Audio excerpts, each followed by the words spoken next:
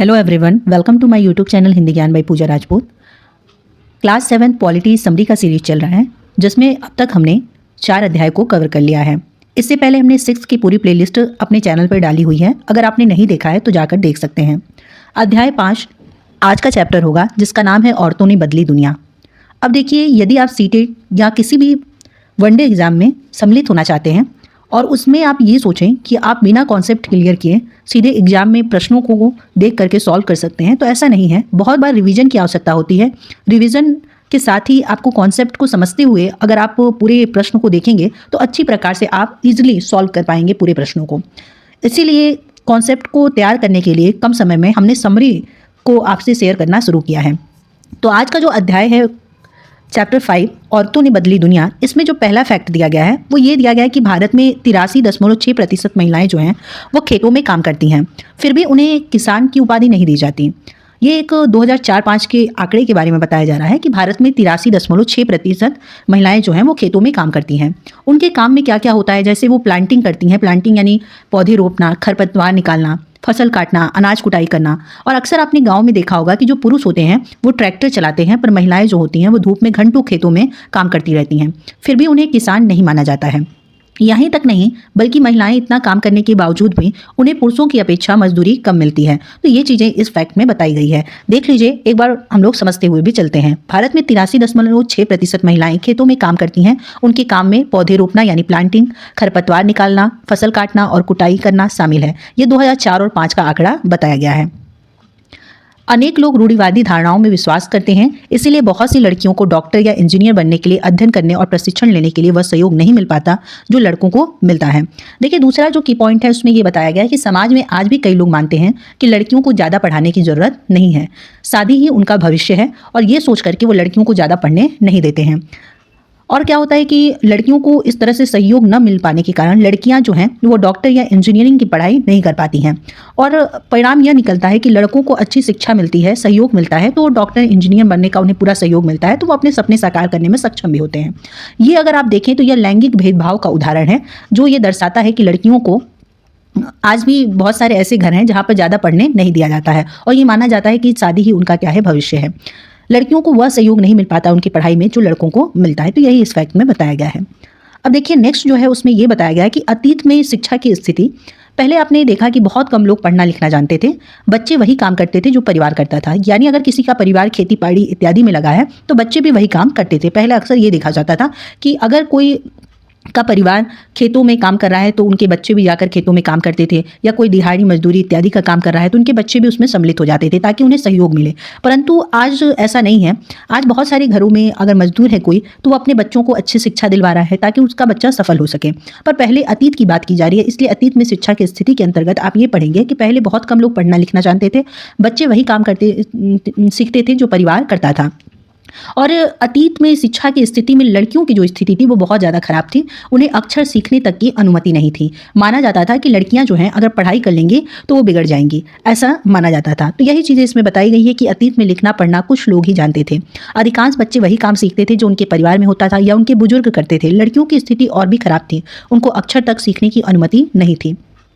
अब देखिए, कुछ प्रेरणादायक महिलाओं की बात की जा रही है कि बहुत सारी ऐसी महिलाएं निकल करके आईं जिन्होंने क्या किया कि पढ़ाई लिखाई सीखा, ठीक है, और ये साबित किया कि सीखने की कोई उम्र नहीं होती है। और ऐसी भी महिलाएं सामने आईं जिन्होंने विधवाओं और लड़कियों के लिए स्कूल खोला और महिला शिक्षा के लिए कार्य किया और शिक्षा को ही हथियार बनाया। तो ऐसे ही कुछ उदाहरण दिए गए। ये फैक्ट आपके लिए बहुत ज़रूरी है एग्जाम की दृष्टि से, इसे आप बहुत विशेष रूप से ध्यान रखेंगे, इंपॉर्टेंट मानते हुए। देखिए, राम सुंदरी देवी का जिक्र किया जा रहा है, ठीक है। इनके बारे में बताया गया है कि ये पश्चिम बंगाल की है और इन्होंने एक आत्मकथा लिखी थी, अमार जीवन, ठीक है। अमार जीवन आत्मकथा जो है वो राम सुंदरी देवी की है और ये इनका संबंध जो है वो पश्चिम बंगाल से है और समय सीमा इनकी बताई गई है 1800 से 1890। और वहीं अगर हम दूसरे बात करें पंडिता रमाबाई की, जिनकी समय सीमा बताई गई 1858 से 1922, ये पुणे की रहने वाली थी और इन्होंने महिला शिक्षा पर काम किया था और महिला शिक्षा पर कार्य किया और साथ में विधवाओं और लड़कियों के लिए इन्होंने स्कूल खोले थे। तो रमाबाई के बारे में आप जान गए कि इनका संबंध पुणे से था और इन्होंने महिला शिक्षा के लिए कार्य किया, विधवाओं और लड़कियों के लिए इन्होंने स्कूल खोले थे। वहीं एक नाम आता है रुकैया सखावत हुसैन का, जो कि लेखिका थी और लड़कियों के लिए इन्होंने स्कूल खोला था और इन्होंने माना कि शिक्षा ये क्या है, हथियार है जिससे कि हमारा भविष्य बदला जा सकता है। अब एक इसी में फैक्ट दिया गया है कि लक्ष्मी लाकरा के बारे में। लक्ष्मी लाकरा जो है वो झारखंड की एक गरीब आदिवासी परिवार की महिला हैं और उत्तरी रेलवे में पहली महिला इंजन चालक बनी थी। तो ये ध्यान रखने योग्य बात है कि उत्तरी रेलवे में पहली महिला इंजन चालक जो हैं वो लक्ष्मी लाकरा हैं, जो झारखंड से आती हैं। और देखिए, गरीब परिवार होने के बावजूद भी आदिवासियों से संबंध रखते हुए यह क्या की कि इस मतलब की जो एक धारणा थी कि महिलाएं हर क्षेत्र में सक्षम नहीं है, उसे इन्होंने बदला और उत्तरी रेलवे में पहली महिला इंजन चालक बन करके इन्होंने इतिहास बदल दिया था। भारत में हर वर्ष आप जानते हैं कि 10 वर्ष में गणना होती है, जनगणना, जिसमें पूरे देश की जनसंख्या की गणना की जाती है। इसमें भारत में रहने वालों के बारे में विस्तृत जानकारी एकत्रित की जाती है, जैसे उनकी आयु के बारे में जाना जाता है, उनकी पढ़ाई, उनका काम आदि। और ये आंकड़े जो हैं वो सरकार योजनाएं में शामिल किए जाते हैं। तो देखिए, भारत में ये बताया गया है इस फैक्ट में कि भारत में हर 10 वर्ष में जनगणना होती है। इसमें जानकारी ली जाती है, क्या चीज़ों की जानकारी ली जाती है कि भारत में रहने वाले लोगों की एक विस्तृत जानकारी, एक विस्तृत डाटा जो है वो एकत्रित किया जाता है, जैसे उनकी आयु क्या है, शिक्षा यानी उन्होंने पढ़ाई लिखाई क्या की है और उनका काम क्या है, और सरकार योजनाएं इसी डाटा से बनाती है। ठीक है। अब देखिए, नेक्स्ट जो की पॉइंट है उसमें ये बताया गया शिक्षा में बदलाव के बारे में कि 1961 की जनगणना हुई तो ये देखा गया कि पुरुष 40% शिक्षित हैं और महिलाएं 15% शिक्षित हैं। अगर आप देखेंगे 1961 की जनगणना में तो पुरुषों की शिक्षित होने का जो प्रतिशत है वो 40% है और महिलाओं के शिक्षित होने का जो प्रतिशत है वो 15% है, यानी एक बड़ा अंतर आपको दिखाई देता है। पर 2001 की जनगणना में ये जो अंतर है वो काफ़ी कम हुआ। पुरुष जो थे वो 76% शिक्षित थे और महिलाएं 54% शिक्षित थी। तो ये आपने देखा कहीं ना कहीं 1961 की जनगणना में जो पुरुषों की शिक्षित होने की संख्या थी वो ज़्यादा थी, महिलाओं की अपेक्षा काफ़ी ज़्यादा थी। एक काफ़ी गैप था। वो 2001 की जनगणना में ये साबित हुआ कि महिलाएं आगे बढ़ी और उन्होंने भी शिक्षा ग्रहण किया और शिक्षित होने का जो आंकड़ा है वो लगभग उनके बराबर नहीं पहुंच पाया, पर काफ़ी जो अंतर था वो घट गया। ये चीज़ें इसमें दर्शाई गई है, लेकिन अभी भी बराबरी नहीं हुई है। ये तब ज़्यादा अच्छा माना जाएगा जब पुरुषों और महिलाओं की पढ़ने की संख्या यानी शिक्षित होने की संख्या दोनों की फीसदी बराबर हो जाए, यानी दोनों का प्रतिशत बराबर हो जाए। अब देखिए, आगे बताया गया है कि कौन सी लड़कियां ज़्यादा वंचित हैं। तो ये चीज़ें इसमें बताई गई कि 2001 की जनगणना से पता चलता है कि दलित, आदिवासी, मुस्लिम लड़कियों की प्राथमिक शिक्षा भी पूरी नहीं होने की संभावना अधिक होती है। इसके अनेक कारण हो सकते हैं, जैसे ग्रामीण या गरीब क्षेत्रों में उचित स्कूल और शिक्षा का नहीं होना, स्कूल घर के पास नहीं होना, पढ़ाई का खर्चा नहीं उठा पाना आदि, ये सारे कारण हैं। देखिए, इस फैक्ट में ये बताया गया है कि वे लड़कियां ज़्यादा वंचित हैं शिक्षा से। 2001 की जनगणना बताती है जो दलित हैं या आदिवासी हैं या मुस्लिम लड़कियां हैं उनकी प्राथमिक शिक्षा भी पूरी नहीं कर पाती हैं। वो कारण यह है कि हो सकता है कि उनका स्कूल दूर हो और माता पिता न भेजते हों, शिक्षक की कमी हो उनके क्षेत्र में, या गरीबी एक मुख्य कारण हो सकता है, और पढ़ाई का खर्चा न वहन कर पाने के कारण ये अपनी पढ़ाई नहीं कर पाती हैं। महिला आंदोलन क्या है? महिलाओं ने व्यक्तिगत रूप से और मिलकर अपने अधिकारों के लिए क्या किया था? संघर्ष किया था बदलाव लाने के लिए। इसी संघर्ष को क्या कहा गया? महिला आंदोलन कहा गया। और देखिए, एक बहुत ही दिलचस्प बात यह है कि महिला आंदोलन में जो महिलाओं ने व्यक्तिगत रूप से और मिलकर अपने अधिकारों के लिए संघर्ष किया, इसे महिला आंदोलन तो कहा गया। इसमें कई पुरुष भी सहयोगी रहे हैं। ठीक है, तो ये एक बहुत बड़ा फैक्ट है कि महिला आंदोलन में सिर्फ महिलाएं ही नहीं बल्कि पुरुष भी सहयोगी रहे। तो यही चीज़ें इसमें बताई गई हैं कि अब महिलाओं और लड़कियों को पढ़ने का और स्कूल जाने का अधिकार है। अन्य क्षेत्र में जैसे कानूनी सुधार, हिंसा और स्वास्थ्य आदि महिलाओं की स्थिति बेहतर हुई है। जैसे कानूनी सुधार, हिंसा, स्वास्थ्य आदि महिलाओं की स्थिति बेहतर हुई है। ये चीज़ें बताई गई है कि उन्हें शिक्षा का अधिकार भी मिल गया है, कानूनी सुधार हुआ, स्वास्थ्य सुविधाएं उन्हें मिली, हिंसा के खिलाफ कानून बनाया गया। ठीक है, नहीं तो बहुत सारी महिलाएं घरेलू हिंसा से भी पीड़ित थीं। अब देखिए, औरतों ने व्यक्तिगत स्तर पर और आपस में मिलकर इस परिवर्तन के लिए संघर्ष किया। इन संघर्षों को महिला आंदोलन कहा जाता है। कई पुरुष भी महिला आंदोलन का समर्थन करते हैं। घर के अंदर शारीरिक और मानसिक हिंसा भोग रही औरतों को कानूनी सुरक्षा दिलाने के लिए 2006 में एक कानून बना था। कार्य के स्थान या शैक्षणिक संस्थानों में महिलाओं को यौन उत्पीड़न से बचाने के लिए सर्वोच्च न्यायालय ने 1997 में दिशा निर्देश दिया।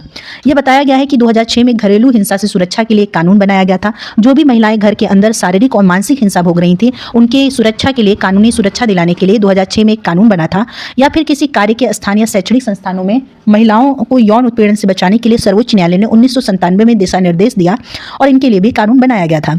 यानी 1997 में कार्यस्थल पर यौन उत्पीड़न से बचाव हेतु कानून बना, सुप्रीम कोर्ट के दिशा निर्देश से। ठीक है, अब आगे का पॉइंट ये बताता है कि जागरूकता फैलाने का कार्य।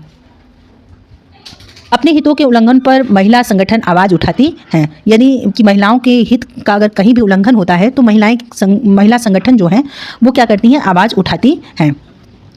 और ये आवाज़ किस प्रकार से उठाती हैं, देखा होगा आपने कि जागरूकता फैलाने के कार्य में कि महिला संगठन जो होती है वो गीत के माध्यम से या कई बार नुक्कड़ नाटक का आयोजन करती हैं, जनसभाएं होती हैं, समाज में अधिकारों की जानकारी फैलाती हैं और अधिकारों के उल्लंघन पर आवाज़ उठाती हैं ये लोग। ठीक है, तो यही चीज़ें बताई गई है कि जो महिलाएं हैं, औरतों के अधिकारों के संबंध में समाज में जागरूकता बढ़ाना भी महिला आंदोलन का प्रमुख कार्य है। जैसे कि महिला आंदोलन जो है वो औरतों के अधिकार के संबंध में समाज में जागरूकता फैलाते हैं और इसके लिए वो कई बार गीतों का सहारा लेते हैं, नुक्कड़ नाटकों के माध्यम से वो समाज में महिलाओं के अधिकारों के संबंध में जागरूकता फैलाते हैं और कभी कभी जनसभाओं के माध्यम से वो संदेश देते हैं लोगों के बीच पहुँच करके। तो यही चीज़ें इसमें बताई गई है और अपने हितों के उल्लंघन पर महिला संगठन क्या करती हैं, आवाज़ उठाती हैं, आंदोलन करती हैं। यही बदलाव की असली ताकत है। तो अगर हम पूरे चैप्टर को आसान भाषा में 1 मिनट में समझें तो देखिए, आज हमने सीखा कि महिलाएं खेतों में बड़ा योगदान देती हैं, फिर भी उन्हें किसान की उपाधि नहीं दी जाती है। रूढ़िवादी सोच लड़कियों की पढ़ाई रोकती है। पहले लड़कियों को पढ़ने नहीं दिया जाता था, पर कुछ महिलाएं प्रेरणादायक रूप से सामने आई। उदाहरण के तौर पर रामसुंदरी देवी का जिक्र किया गया है। रमाबाई, रुकैया जैसी महिलाओं ने रास्ता दिखाया। लक्ष्मी लाकारा ने इतिहास रचा था। जनगणना से शिक्षा में सुधार दिखता है, फिर भी कई वर्ग की लड़कियां पीछे हैं। महिला आंदोलन ने कानून और सोच बदली, औरतों ने संघर्ष किया, तभी दुनिया बदली और बदलाव आज भी जारी है। धन्यवाद। फिर से मिलेंगे एक नए वीडियो को लेकर, तब तक के लिए चैनल को सब्सक्राइब करना बिल्कुल ना भूलें।